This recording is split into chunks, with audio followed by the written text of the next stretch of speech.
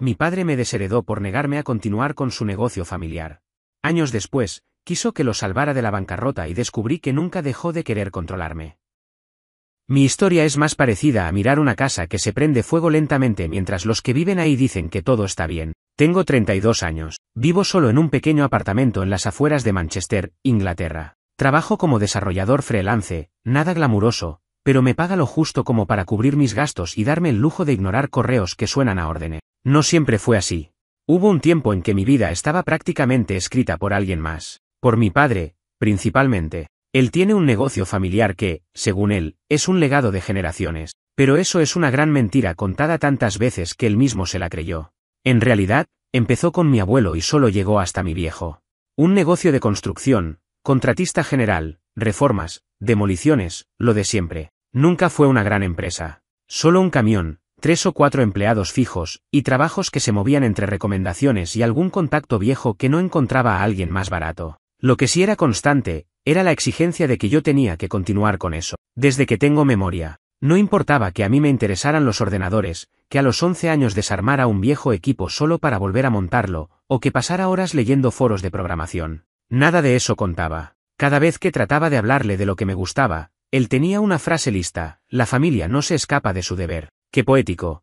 Para él, mi futuro estaba decidido. Desde los 16, empecé a ir con él a los trabajos los fines de semana. Pintar paredes, cargar sacos, clavar madera. A veces con clientes que te trataban como si fueras un mueble con patas. Mi padre decía que eso me iba a hacer hombre. Cuando cumplí 18, ya me había dejado claro que quería que dejara los estudios después de la secundaria y empezara a tiempo completo con él. Yo, claro, no lo hice. Postulé para una universidad, entré, y me mudé a una residencia estudiantil en Birmingham. Fue la primera vez en mi vida que respiré hondo sin sentir que alguien me apretaba el pecho. También fue el principio del corte. Mi padre me dejó de hablar por casi 3 años. 3. Ni en Navidad. Mi madre, que siempre fue más pasiva que otra cosa, apenas si me escribía para saber si necesitaba algo o si seguía vivo. El mensaje era claro: yo me había ido del guión. Ellos no sabían qué hacer conmigo. Mientras yo me mataba por mantenerme con trabajos de medio tiempo y estudiar algo que de verdad me llenaba, él seguía con su empresa, hablándole a todo el que quisiera escuchar que su hijo se creyó mejor que su sangre. Terminé mi carrera, empecé a trabajar en Londres con una empresa pequeña y eventualmente decidí volver a Manchester, pero no a la casa de mis padres. Alquilé un departamento, viejo, mal aislado, pero mío. No quería deberles nada. Me había enseñado eso en carne viva: cualquier cosa que te dan, después la usan como cadena. La reconciliación, si es que puede llamarse así, vino porque mi madre se enfermó. Nada terminal, pero lo suficiente como para hacerlos necesitarme de nuevo. Una vez, después de una consulta en el hospital, mi padre me pidió ayuda para arreglar un problema en su web empresarial. Fue como si no hubieran pasado 10 años de distancia, como si todo el desprecio, las frases de deshonra y los silencios crueles nunca hubieran existido. Me habló como se le habla a un empleado. Ni un gracias cuando lo ayudé. Solo un deberías haber hecho esto antes. Y ahí empezó la nueva fase de todo esto. Mi padre necesita ayuda. Su negocio se está desmoronando porque ya no hay tantos contratos, la competencia es feroz, y él no sabe ni usar un Excel. Pero ahora el hijo traidor resulta útil. ¿Y saben qué es lo peor? Que una parte de mí quiere decir que sí. Que tal vez, ayudarlo, sea una forma de cerrar la herida, de sentir que algo cambia. Pero otra parte, una parte más grande, no puede olvidar que me desheredó. Literalmente. Lo supe por un primo que vio el testamento. Quitó mi nombre. Dijo que si no quería ser parte del negocio, tampoco sería parte de su familia. A veces pienso que si todo esto hubiera pasado en otro país, en otra cultura, podría haber escapado sin culpa. Pero acá, en estos pueblos donde la gente todavía cree que la familia es algo sagrado aunque te destruya, todo se siente como una traición al revés. Como si yo fuera el malo. Y lo que viene ahora no lo sé. Porque hace 3 días me llamó por primera vez sin que fuera por un favor técnico. Me dijo que necesitaba hablar conmigo en serio, que era urgente, y tengo miedo de lo que va a pedir. Porque por dentro, no sé si estoy listo para volver a esa casa. A ese mundo. Fue contra mi instinto, contra ese nudo seco que me agarra la garganta cuando pienso en esa casa. No sé si fue curiosidad, debilidad o el hecho de que una parte podrida de mí todavía quiere entender por qué él es así. Pero tomé el tren hasta su barrio, me bajé unas cuadras antes de la casa, como hacía cuando era adolescente, y caminé el resto con las manos en los bolsillos, como si eso me pudiera proteger. La casa está igual. No hay nada más deprimente que ver un lugar congelado en el tiempo cuando vos ya no sos el mismo. Los mismos ladrillos, el mismo jardín mal cortado, las mismas sillas de plástico descoloridas por el sol en el porche, la camioneta de la empresa estacionada al costado, con el logo casi borrado. Toqué el timbre y esperé. Ni una emoción en el pecho. Ni odio. Solo agotamiento. Abrió mi madre. Me miró con esa mezcla de alivio y vergüenza que tiene desde hace años. Me saludó con un beso rápido en la mejilla y me hizo pasar. Ni una palabra más. En la cocina estaba él, mi padre. Más flaco, más encorvado, pero con los mismos ojos de juez que usaba cuando me explicaba cómo se hacen las cosas en esta familia. No me ofreció café, ni agua, ni asiento. Solo apuntó con la cabeza hacia la mesa y dijo: «Tenemos que hablar de la empresa». Y yo me senté. Porque una parte de mí ya estaba harto de escapar, y otra sabía que necesitaba escuchar, aunque fuera para decirle que no en su cara. Me explicó, con su tono habitual de «yo soy el único que sabe», que las cosas se habían complicado, que había perdido 2 contratos grandes, que los empleados se habían ido, menos uno, que las cuentas estaban al borde del colapso, que necesitaba tecnología, modernizar el negocio, y que, en pocas palabras, necesitaba que yo tomara el mando en esa parte. Al principio me reí. Literalmente. Una risa seca, fea, sin gracia. ¿Yo, tomando el mando de su empresa? La misma empresa que usó para echarme en cara cada una de mis decisiones, que me quitó del testamento, que fue su excusa para tratarme como si no tuviera derecho a mi propio camino. ¿Ahora quiere que yo la salve? Pero no se inmutó. Me miró como si no entendiera qué tenía de gracioso. «Estás en edad de asumir lo que te corresponde», dijo, como si no supiera cuánto veneno hay en esa frase para mí. Le pregunté si esto significaba que cambiaría algo, si estaría dispuesto a reconocerme como socio, si pensaba reparar lo que había hecho. Se quedó callado, desvió la mirada, y ahí supe que no, que para él esto no era una reconciliación, era pragmatismo. Necesita ayuda. Punto. Yo tengo las herramientas. Punto. Pero cambiar su visión, admitir su error, abrir la puerta a algo más que una relación funcional, no estaba en su lista. Me levanté. Le dije que no pensaba ser el parche de su naufragio, que si quería que trabajáramos juntos, tendríamos que empezar por otro lugar.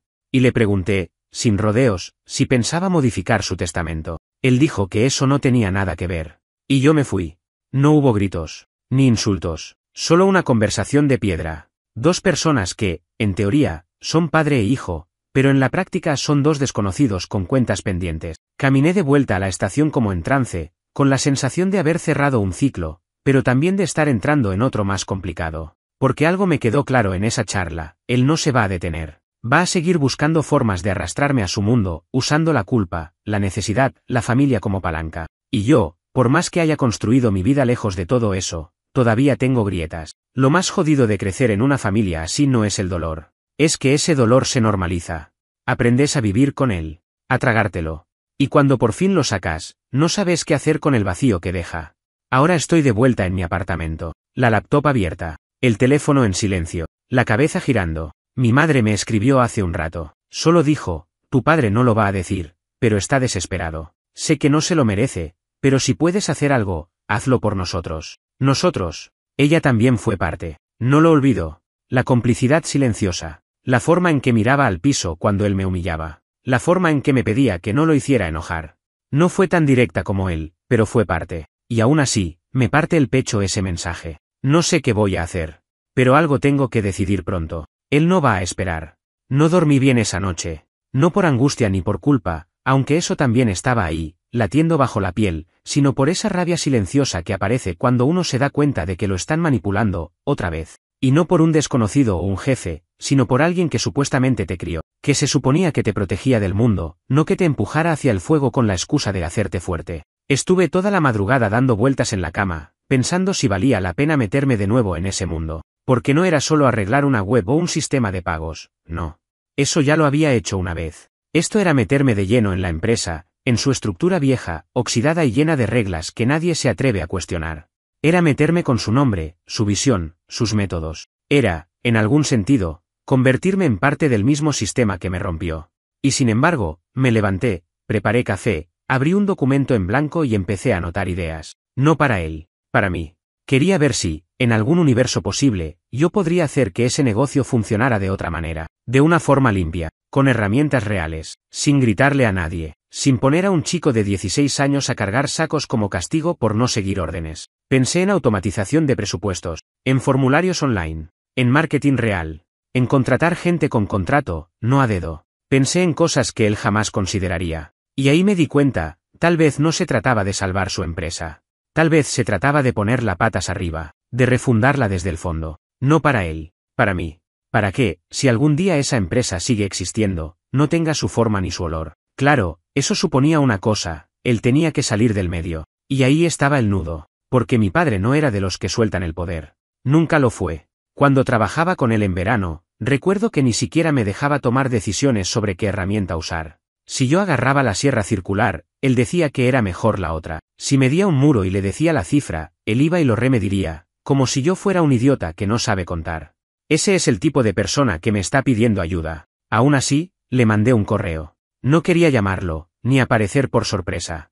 Le escribí lo más frío posible, como se le escribe a un cliente. Le dije que, si quería que yo participara, tenía que estar dispuesto a ceder, que el modelo actual no funcionaba, y que yo solo me involucraría si podía proponer cambios sin tener que pedir permiso para cada paso, que necesitaba acceso a las cuentas, a los contratos, y a todo lo que hasta ahora se había manejado en confianza con su viejo amigo contador, que no iba a meterme solo para maquillar un cadáver, que necesitaba control. Respondió 4 horas después. Fue un correo breve, seco, casi insultante en su tono: vení mañana a casa. Hablamos en persona. Pero si vas a venir con aires de jefe, ni te moleste. Ahí estaba. ¿El viejo? ¿Intacto? Incapaz de aceptar que alguien, especialmente yo, le pusiera límite. Y no sé por qué, pero fui. No por él, sino porque quería verlo a los ojos cuando le dijera que no, que ya no tenía poder sobre mí. Entré a la casa y ya estaban los dos en la cocina. Él sentado con cara de guerra. Mi madre con una taza en la mano, fingiendo que no se daba cuenta de la tensión. Me ofrecieron asiento, pero me quedé de pie. Bueno, ¿vas a ayudar o no?, preguntó él, sin rodeos. Le dije que no. Que con esas condiciones, no. Que si quería que yo hiciera algo, tenía que dejarme hacer. Con libertad. Con responsabilidad. Con mi forma. Y ahí explotó. Dijo que lo que yo quería era quedarme con todo. Que yo siempre fui un desagradecido. Que ni siquiera sabía si era buena idea dejarme entrar de nuevo, con lo poco que confiaba en mí. Que seguro venía a meter cambios para después venderlo todo y dejarlo sin nada. Y por primera vez en mi vida, no me quebré. No sentí la necesidad de justificarme, ni de gritar. Solo lo miré fijo y le dije, palabra por palabra: no necesito quedarme con nada. Ya me quedé sin vos una vez, y sobreviví. Ahora es tu turno. Me fui, cerré la puerta. Y no miré atrás. En la estación, mientras esperaba el tren de regreso, me llegó un mensaje de mi madre: te admiro. Aunque no lo diga, él también. Lo borré sin responder. Porque no estoy para halagos a medias ni para curitas sobre heridas abiertas con cuchillo. Estoy cansado. Pero también, por primera vez en mucho tiempo, estoy en paz. Porque decir que no, cuando toda la vida te enseñaron a tragar, se siente como respirar por fin aire limpio. No sé qué va a pasar ahora. Pero esta vez, lo que venga lo elijo yo. Pasaron 3 semanas desde ese último no. Pensé que me escribiría, que insistiría, que buscaría alguna forma torcida de ponerme otra vez contra la pared. Pero no. Nada. Silencio. Y no sé si eso fue un castigo o un descanso. Lo que sí recibí fue un mensaje de texto, pero no de él. Me lo mandó su contador, un tipo que yo conocía desde chico, porque siempre venía a casa en las cenas de fin de año. El tipo que mi padre trataba como si fuera parte de la familia, aunque a veces hablaban de cosas a puertas cerradas y cuando salían, él tenía esa expresión incómoda como si hubiera presenciado algo que no quería saber. El mensaje era escueto: me gustaría hablar contigo. No es sobre tu padre. Es sobre el negocio.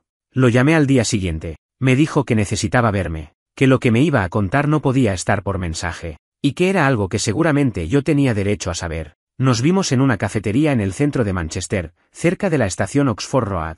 Lugar neutro. Ni muy elegante, ni demasiado informal. De esos donde nadie escucha lo que decís, aunque hables en voz alta. El tipo tenía cara de cansancio, o de culpa.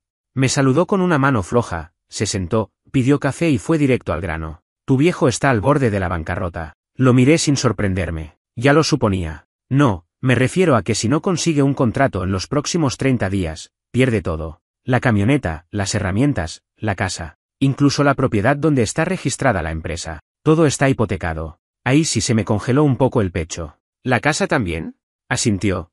Me explicó que mi padre había pedido un préstamo hace 2 años para renovar toda la estructura del negocio, que había invertido en maquinaria nueva, en un software que ni sabía usar, y que luego, cuando no pudo sostener los pagos, puso como garantía la casa. Temporalmente, le dijo.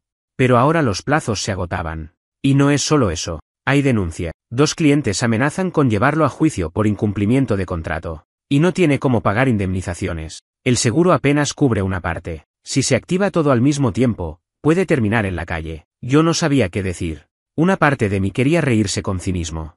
Otra parte, más silenciosa, sentía algo que no quería sentir, pena. Por él, por mi madre, por la idea de una familia que se desmorona como una estructura mal hecha. ¿Y por qué me contás esto a mí? Le pregunté. Bajó la mirada. Y dijo algo que no esperaba. Porque antes de que todo esto explotara, él cambió el testamento de nuevo. Te volvió a incluir. No te lo dijo. Y yo no debía decirlo tampoco. Pero creo que tenés que saber en qué te estás metiendo si volvés a tocar algo de este negocio. Me quedé en silencio. Lo hizo después de que lo ayudaste con la web. No dijo nada explícito. Solo vino a la oficina un día y me pidió rehacer los papeles. Te puso como heredero principal. Dijo que era por si algo pasaba. ¿Y mi madre? Ella figura como copropietaria de la casa. Pero no del negocio. Terminé el café sin mirar al tipo. Me levanté, le di la mano y me fui sin decir mucho. Caminé como un autómata por Portland Street hasta que se me pasó el temblor en las manos. Entonces, no era solo que me necesitaba. Era que había apostado en secreto a que, llegado el momento, yo no lo iba a dejar caer. Me conocía tan bien que sabía que aunque lo odiara, aunque me hubiera hecho daño, esa parte rota en mí todavía era capaz de sentir responsabilidad. Y lo peor de todo, tenía razón. Esa misma noche, abrí una hoja de cálculo. Empecé a revisar los números que recordaba, lo que el contador me había dicho, lo que podía inferir por los contratos públicos. Había un patrón. Los trabajos más grandes, los que lo metieron en problemas, eran todos de hace poco. Y tenían un mismo error, presupuestos irreales. Mi padre había hecho lo de siempre, pero ahora en versión gigante. Había prometido cosas que no podía cumplir. Y sin embargo, había un proyecto que estaba por iniciar. Un contrato aún no firmado. Un cliente grande. Un supermercado que quería renovar una sucursal en el norte de la ciudad. El tipo aún estaba considerando ofertas. Si esa obra se concretaba y se hacía bien, podría darle aire. Pero si la firmaba y volvía a fallar, sería el último clavo en el ataúd. Le escribí. Sé del supermercado. Si firmas eso sin ayuda, te vas a hundir. Si querés que te salve, esta vez yo pongo las reglas. Tardó en responder. Lo hizo al día siguiente. Fue breve. Venite mañana a las 8. Firma a las 9. Vos hacés el plan. Y ahí estaba.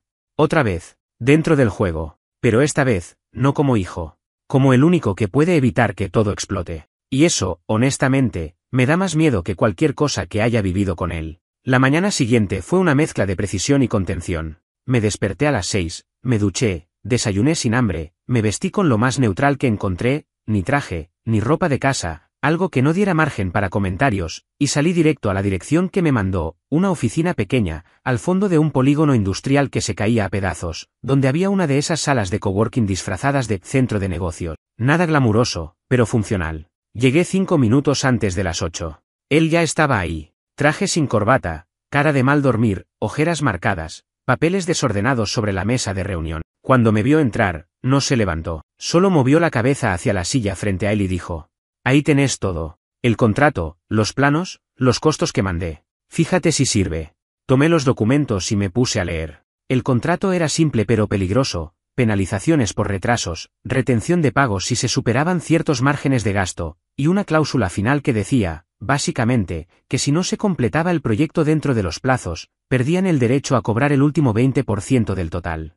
Eso era el margen de ganancia, lo que podía salvarlo, o hundirlo. Después leí su presupuesto. Estaba inflado en cosas absurdas y subestimado en otras fundamentales. Nada que no supiera. El hombre seguía haciendo lo mismo: prometer rápido, resolver después. Pero este tipo de cliente no era uno de barrio que te pagaba en efectivo y después desaparecía. Era una cadena. Una multinacional. Tenían abogados. Tenían auditorías. No iban a dejarlo pasar. Si firmas esto, le dije, levantando el papel, estás aceptando tu propia sentencia. Entonces hacelo vos, respondió, seco. ¿Me estás dando autoridad para decidir? Estoy diciendo que si vas a meterte, te hagas cargo. Eso no era lo mismo que ceder. Pero era lo más cerca que él podía estar de admitir que me necesitaba. Tomé mi mochila, saqué la laptop, conecté el cargador, y empecé a trabajar. Durante 3 horas ajusté las cifras, recoticé materiales, redibujé tiempos y recursos en un Excel que sí tenía lógica. Él no dijo nada. Me miraba de reojo, como si no entendiera del todo qué estaba viendo. Lo único que dijo fue: no tenés que hacer todo en un día. Si tengo, le respondí. Porque a las 9 firmas. Y si no vas con esto, perdemos. Esa palabra. Perdemos. Me dolió al decirla. No sé por qué la usé. Instinto, tal vez. Costumbre.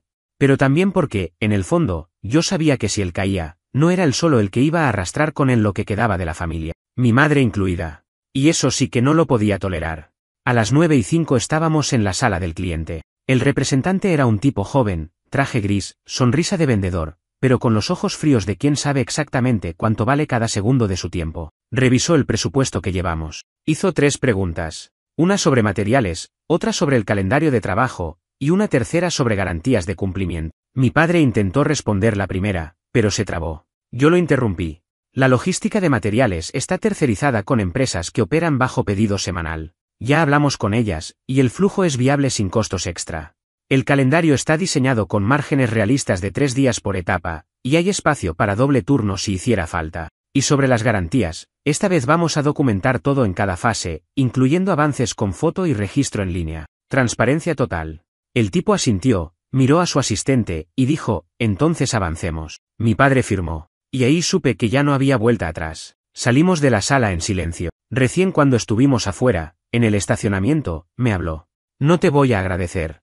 Pero sin vos no salía. No hace falta que agradezcas. Pero sí que no te metas, le dije, mirando directo al parabrisas de su camioneta vieja. Y así quedó. Él se fue. Yo caminé de vuelta a la estación. Durante el trayecto, recibí un mensaje de mi madre, me dijeron que ayudaste. Yo sé que no es justo. Pero gracias. No respondí. No podía. No porque no quisiera, sino porque ahora entendía algo más importante, no me había reconciliado con mi padre, y no lo iba a hacer. Lo que estaba haciendo era otra cosa. Era tomar el control de algo que me había aplastado toda la vida, y convertirlo en otra cosa. Esa noche, después de años, abrí una carpeta vieja en mi laptop que tenía esquemas de una idea que había archivado mucho tiempo atrás. Un proyecto propio. No para él. No para heredar nada. Para mí. Y por primera vez en mucho tiempo, no sentí que estaba huyendo de algo. Sentí que estaba empezando algo nuevo. No sé cómo ponerlo sin sonar cínico, pero después de unas semanas, quedó claro que él todavía no entendía que esto era un préstamo, no una reconciliación. Yo estaba intentando rescatar una estructura, no revivir un vínculo. Pero él seguía operando como si esto fuera una especie de retorno glorioso del hijo pródigo. Como si yo hubiera visto la luz y al fin aceptara que tenía razón todo este tiempo. No lo decía en voz alta, claro. Pero lo dejaba entrever con esos gestos suyos. Opinaba sobre cosas que ya no manejaba. Comentaba decisiones que no le correspondían. Llegaba a las reuniones sin avisar. E incluso, una tarde, cuando estábamos en una obra midiendo, le dijo a uno de los albañiles, este es mi hijo, el nuevo jefe, pero lo estoy entrenando yo. Me reí en su cara. En voz baja, pero me reí. Porque ni siquiera disimulaba. Seguía creyendo que el control era suyo por naturaleza, que todo esto, mi trabajo, mis decisiones, incluso mis logros, seguían siendo una extensión de su historia. No podía concebir otra narrativa. No podía aceptar que yo tenía una vida completamente separada, que estaba ahí por necesidad táctica, no por lealtad emocional. La parte buena es que, como ahora yo manejaba la parte técnica y financiera, pude empezar a tomar decisiones reales. Cambié a los proveedores que él usaba desde los 90 por empresas que respondían con correo electrónico, no con papel y lapicera. Organicé el flujo de pagos con una app básica pero efectiva. Implementé controles de horas con GPS y fichado digital. En una semana, detecté 2 empleados fantasmas que figuraban como activos pero no se presentaban hacía meses. Literalmente 2 sueldos al mes tirados al tacho. Cuando se lo mostré, se enojó. Dijo que uno de ellos era primo de no sé quién, que a veces ayuda. Le respondí que ese primo no había pisado una obra en todo el año y que estaba comiendo del plato sin siquiera preguntar si había comida. Cerramos el contrato en el acto. Empezaron a pasar cosas raras después de eso. Un proveedor dejó de responder. Un cliente chico pidió aplazar una obra que ya estaba aprobada. Uno de los obreros renunció diciendo que no se sentía cómodo con tanto cambio. Y ahí lo vi. La estructura que mi padre construyó no era solo ineficiente, estaba llena de deudas emocionales, favores, lealtades ciegas, intercambios en negro, acuerdos sin contrato. Era una red de pactos invisibles que yo estaba rompiendo sin siquiera saberlo. No era solo cuestión de modernizar. Era dinamitar una cultura entera. Y eso tenía consecuencia. Lo peor vino una noche. Me llamó uno de los proveedores nuevos que yo había contratado, alguien profesional, puntual, joven. Me dijo que le habían advertido que trabajar con nosotros podía manchar su nombre, que había escuchado de otros en el rubro que el negocio estaba lleno de conflictos familiares, peleas internas, y que había una historia de impagos. No supe si era verdad o una jugada de alguien para empujarnos al borde. Pero era claro, alguien estaba moviendo las piezas para que las cosas no funcionaran. Y no podía ignorar la sospecha más obvia. Fui a casa de mi madre. Ella me recibió como siempre, con esa mezcla de afecto tibio y miedo crónico a que yo dijera algo que desestabilizara la paz artificial. Estaba sola. Él no había llegado todavía. Le pregunté, directo, sin rodeos. ¿Él está saboteando? No respondió. Solo bajó la vista. Decímelo. No, dijo, apenas. Y después de unos segundos, no exactamente. Pero sí está, incómodo. Dice que lo estás dejando afuera de todo. Que lo estás tratando como si no existiera. ¿Y no es eso lo que él hizo conmigo por más de 10 años? Silencio. ¿Vos sabías que me había quitado del testamento? Sabía que estaban peleados, pero no los detalles. Y ahora sabes que me volvió a poner. Asintió, con esa expresión de que prefería no hablar. Entonces sabes que está haciendo todo esto porque no quiere perder ni el negocio, ni la idea de que todo esto le pertenece. Levantó la mirada y me dijo algo que no esperaba. Tu papá no sabe vivir sin pelear por algo. Y si no hay enemigos, los inventa. A veces, aunque seas su hijo. Esa frase me perforó el pecho. Porque ahí entendí lo que me negaba a ver. Mi padre no necesitaba salvar la empresa, necesitaba pelear por ella. Necesitaba conflicto. Necesitaba drama. Sin eso, no sabía funcionar. Y si yo venía a poner orden, eficiencia, contratos firmados y estructuras estables, lo estaba matando de una forma que ni siquiera él entendía. Volví a casa con una sola idea: esto no se puede sostener. No mientras él esté adentro. Y empecé a escribir lo que, en mi cabeza, iba a ser la propuesta final. No un ultimátum. Algo más profundo. Un cierre real.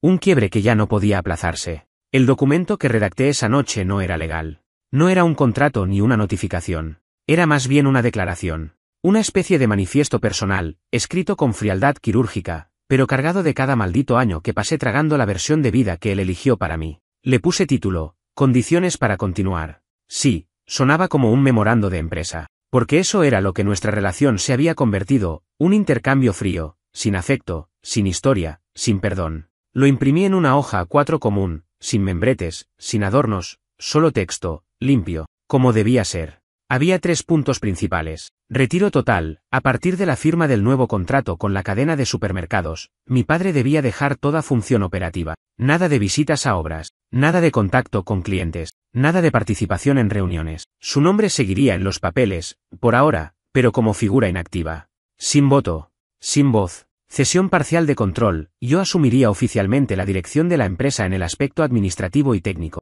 Él podría conservar ciertos derechos como propietario nominal, pero solo si se comprometía a no interferir. Todo debía quedar firmado y registrado. Separación de lo familiar y lo laboral. A partir de ese día, las conversaciones de trabajo serían solo eso, de trabajo. Si intentaba mezclar lo personal, culpa, nostalgia, reproches, el acuerdo se rompería. Yo me iría. Y esta vez, para siempre. Lo doblé y lo llevé conmigo la mañana siguiente. Lo cité en una cafetería del centro, la misma en la que me había reunido con su contador, por razones que me parecieron simbólicas, y esperé. Llegó con 10 minutos de retraso, sin avisar. Me saludó con un buenos días, que sonaba a escupitajo. Se sentó y antes de que dijera nada, le puse el papel delante. ¿Qué es esto? Léelo. Lo leyó. Sin prisa, pero con el ceño fruncido como si cada línea fuera una ofensa. Cuando terminó, lo dejó sobre la mesa, sin tocarlo más. ¿Estás jodiendo? No. ¿Querés sacarme de mi propia empresa? No quiero nada tuyo. Lo único que quiero es poder trabajar sin que me entierres desde adentro. Silencio. Esto es una traición. ¿Y qué fue lo tuyo durante 20 años? Volvió a guardar silencio. No porque no tuviera respuesta, sino porque no se esperaba que yo le hablara así. No sabía qué hacer conmigo ahora que no me podía controlar. Y entonces, me soltó una frase que me dejó helado. No por lo que decía, sino por la forma en que la dijo, derrotado, sin furia, sin fuerza. Si acepto eso, ya no me queda nada. Eso era lo que temía. No perder el dinero. No la empresa. Perder el mito. Su identidad entera estaba construida alrededor de ser el jefe, el hombre de la familia, el que sostiene todo. Quitarle eso era arrancarle la única estructura emocional que conocía. Pero lo sentía por primera vez sin la carga de protegerlo. Le respondí sin levantar la voz. A mí tampoco me quedó nada cuando me sacaste de tu vida. Sobreviví igual. Ahora te toca a vos. No discutió. No rompió el papel. No me insultó. Lo dobló cuidadosamente, lo guardó en el bolsillo interior de su abrigo, y dijo: Lo voy a pensar. Tenés 3 días. Después de eso, no sigo. Y me fui. No miré atrás. Esos 3 días fueron una tortura mental. No por él, sino por la historia que cargaba en la espalda. ¿Qué pasa cuando uno finalmente toma el poder? ¿Te convertís en lo que juraste destruir? ¿O simplemente haces lo necesario para no seguir siendo una víctima? No le conté a nadie. ni a mi madre, ni a colegas, ni a los empleados. Seguí trabajando como si todo fuera normal. Aunque por dentro, cada minuto era un péndulo entre esperanza y resignación. La respuesta llegó el tercer día a las 10:41 de la mañana. Un mensaje. Solo 2 palabras. Acepto. Evanza. No hubo firma. No hubo disculpa. No hubo abrazo. Pero hubo lo que más necesitaba, espacio. Desde ese día, mi padre no volvió a aparecer en ninguna obra. No preguntó por el progreso. No opinó. No se mostró. Cumplió su palabra, o al menos la parte que importaba. Y ahí empezó una nueva etapa. No de redención. No de reconciliación. Una etapa en la que yo estaba al mando. Y por primera vez, sin tener que mirar por encima del hombro. Pero no todo estaba resuelto. Porque una empresa, como una familia, tiene memoria. Y algunas heridas no cicatrizan solo con silencio. Tomar el control fue más fácil de lo que pensaba. Pero mantenerlo, eso fue otra historia. No era solo cuestión de actualizar procesos, firmar contratos nuevos o despedir a los parásitos incrustados en la estructura. Era lidiar con los fantasmas que él dejó. Con los hábitos tóxicos que años de malas prácticas habían normalizado. Empleados que esperaban favores. Clientes que daban por hecho que podían negociar a mano alzada. Proveedores que asumían que podían cobrar de más porque siempre fue así. Tuve que romper muchas cosas para reconstruir. Corté relaciones que llevaban décadas. Cancelé proyectos que no tenían viabilidad financiera. Hubo semanas enteras de tensión y silencio incómodo en la oficina. Y más de una vez escuché el rumor de que el hijo vino a arruinar lo que el viejo construyó. Pero no me detuve, porque sabía que no estaba arruinando nada. Estaba salvando lo poco que aún valía. Y en medio de todo eso, algo inesperado empezó a pasar. Algunos de los empleados nuevos, gente que no venía del viejo sistema, comenzaron a decir algo que al principio me incomodaba. Es bueno tener un jefe que no grita. O nunca me habían pagado todo a tiempo. O incluso, gracias por escucharme el otro día. No eran halagos. Eran datos, marcas claras de que lo que antes se consideraba normal era una selva donde la ley era sobrevivir, no construir. Y eso, de a poco, empezó a reconfigurar el ambiente. La obra del supermercado terminó bien. En tiempo y forma. El cliente quedó conforme. Y una semana después, nos recomendaron para otro local. La rueda, por primera vez en años, empezó a girar sin hacer ruido. Mi madre vino a la oficina un día. No dijo que venía a verme. Dijo que pasaba a dejar un tupper con comida. Lo dejó en la recepción, como si no quisiera entrar del todo. Pero cuando se iba, se detuvo en la puerta de vidrio, me miró desde lejos, y levantó la mano. Yo levanté la mía. Ninguno dijo nada. Ella no lo sabe, pero esa comida no la comí. No por desprecio. La guardé. Era su forma de pedir disculpas. O al menos de estar presente. Y no estoy listo para procesar eso todavía. Él no apareció más. Ni en persona, ni por mensaje. Como si su retirada fuera completa. No sé si fue orgullo, resignación o una última jugada para no admitir que yo gané. Pero no importa. Porque ya no juego ese juego. Hace poco lo vi de lejos. Estaba en una ferretería del centro. Más encorvado que nunca. Con un andar lento, una mirada apagada. No me vio. Y aunque lo hubiera hecho, no estoy seguro de que me hubiera reconocido del todo. Porque ya no soy el chico que él moldeó a la fuerza. Soy otra cosa. Alguien que sobrevivió a eso y construyó algo propio encima de las ruinas. El negocio ahora tiene otro nombre. Lo cambié oficialmente hace unos días. Quería cerrar el ciclo. Sacar su apellido de los papeles, dejar el mío. No para vengarme, sino para marcar un nuevo comienzo. En la nueva web de la empresa, hay una sección que dice, fundado sobre la necesidad de hacer las cosas bien, sostenido por quienes no aceptan herencias que duelen. No lo escribí yo. Lo escribió una de las nuevas diseñadoras del equipo, después de escuchar mi historia una tarde en el almuerzo. Me pidió permiso para usarlo. No lo edité ni una coma. Lo dejé así porque, de alguna forma, explica todo. Mi padre me quiso dejar una empresa. Yo tomé la herida, y construí algo mejor. Y si él algún día quiere entender eso, que lo entienda solo. Yo ya no tengo tiempo para enseñarle. Estoy ocupado viviendo.